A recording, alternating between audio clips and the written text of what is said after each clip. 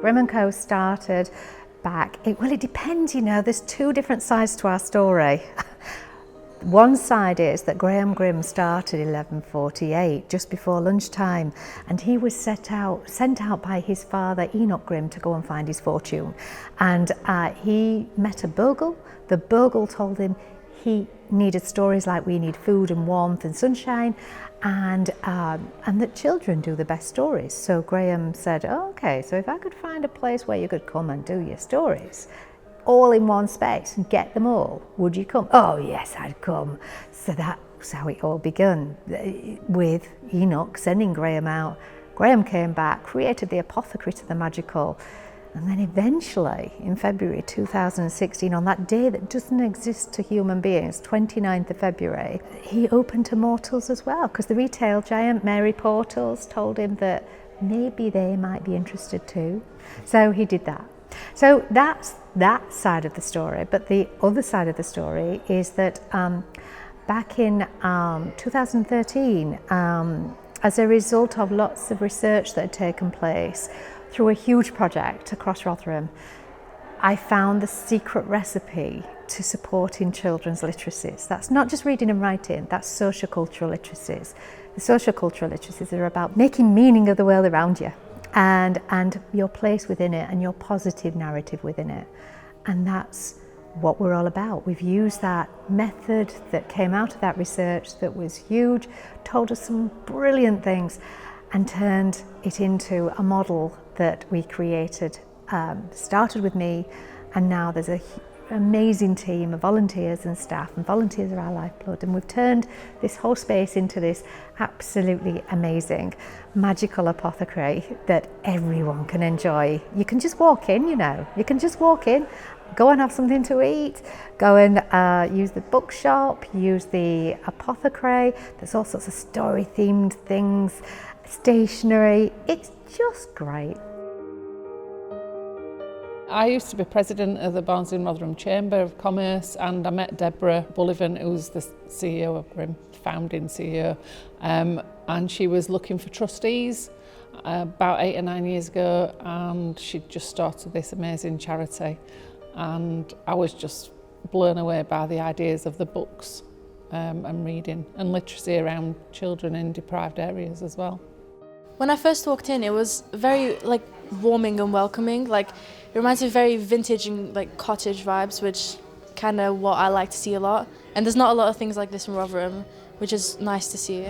Well, I didn't know it was a charity until, as the lady told us, but I think if I were to explain this to someone else, I would say it's a really nice place to just come in and have a nice meal and stuff, while also helping a charity. If you're, down to have a nice hot chocolate and you want to help someone, it's easy to just come here. And it's just, the vibe in here is so lovely.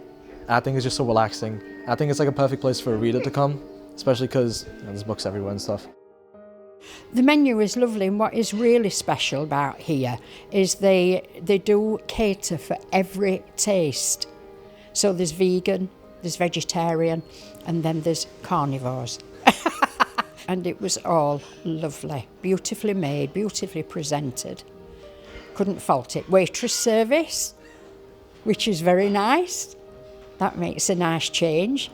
So yeah, beautiful, thoroughly enjoyed it. So today's session is Curiouser and Curiouser, and it's a sensory interactive session for families with children aged 0 to 3. And we run that every week on a Friday morning, termly basis. So you can book on Eventbrite, but it's basically that families get to come along for free, and it's always, there's a few adult-led activities going off, but it's mainly just about your child exploring about the world around them. Yeah, a lot of people don't realise that we are a charity. So we get funding from things like Arts Council, National Lottery and Children in Need, but we couldn't do what we do without your donations as well, and obviously without our volunteers. So if anybody wants to get involved but they're thinking of coming and volunteering for us, if they haven't got the money to donate, then that's another great way that you can get involved with us. I am going to be recommending it to all my friends with children. I think just give it a go. You'll definitely want to come back. It's a really lovely place. Even to come without coming to the group, it's somewhere nice to bring your children. So yeah, I definitely recommend it. the way we foster creativity and imagination is giving no limits, because I feel like sometimes when you go to like writing places, there's always like strict rules of like, okay, this is what you have to do, the grammar has to be like this, the grammar has to be like that. But what we've realized is that if you just say to the kids, there's like guidelines like, oh, this is the theme and this is like what we have to do, but there's no rules like you have to do this. They get to just let their minds run free, and I feel like that gives them the opportunity to just spill everything, and some crazy ideas come from that, because I feel like once you restrict someone, they sort of restrict themselves, so then they don't sort of foster and like really like become creative. We've had great letters from people who have come from quite far away, specifically just to come and see Grimm and Co and let us know how good of a time that they've had and how glad they were that they made the journey and how much the kids have loved it and that they are going to want to come back. And I think everybody would feel the same if they came here. I know that I did when I was a kid coming here.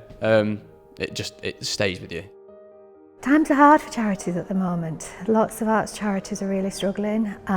We know the impact that we have as a charity on the children that we work with. Those children that are often left behind in all sorts of ways, we can really turn their lives around with some things that we do.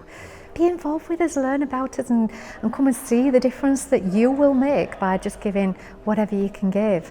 And there's lots of ways of giving on our website, by coming into the cafe and enjoying yourself, having a really good time, because you will, and at the same time you're gifting back to us by buying from our shop. We've got an online shop, we've got a website with an online shop on there. Buy from our shop instead of going somewhere else, and certainly not going to the big players. Buy from an independent like us that's actually a charity. It makes a huge difference to us.